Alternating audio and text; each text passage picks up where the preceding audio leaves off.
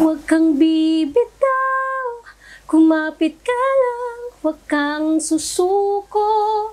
Ipaglaban mo ang katotohanan. Ituloy ang laban, huwag kang hihinto. Ituloy ang takbo, huwag kang mapagod. Tayo ay maglalakbay sa daan ng buhay.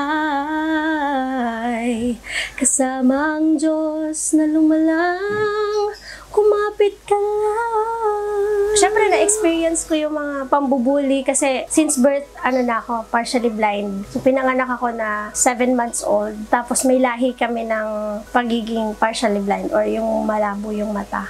Yun, hanggang sa umidad ako ng 19 years old, parang feeling ko hindi na ako ganun ka-importante sa family ko that time kasi parang mahalaga lang ako pag may pera ako. Kasi sumasali ako ng singing contest eh. Tapos pag nananalo ako, syempre bibigay ko yung pera sa family ko. Pag wala, syempre andun na yung mga parining, walang kwenta, walang pakinabang, walang silbi. So, naglayas ako. Kasi kahit sa family ko, parang kahit family ko, na-experience ko yung magiging biktima ako ng pang-aabuso. So, mas gusto ko na yung mapag-isa, maging independent.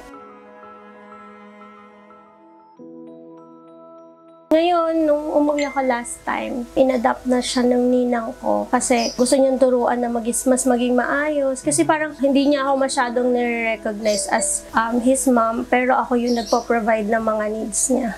Kasi kung nasa nanay ko, hindi ko siya lagi nakakausap. Unlike now na parang anytime pwede ko siya kausapin. And sabi nga niya, mahirap magpalaki ng batang lumaki ng 7 taon na hindi nakasanayan ng ganitong bagay.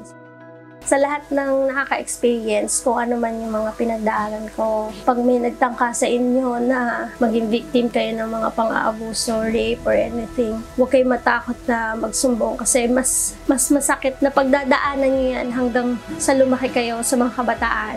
Huwag kayo matatakot kasi lahat naman ng pagdadaanan nyo pa. Part yan ng buhay eh. Part of growing up yun talagang challenges. Pero huwag kayong matatakot.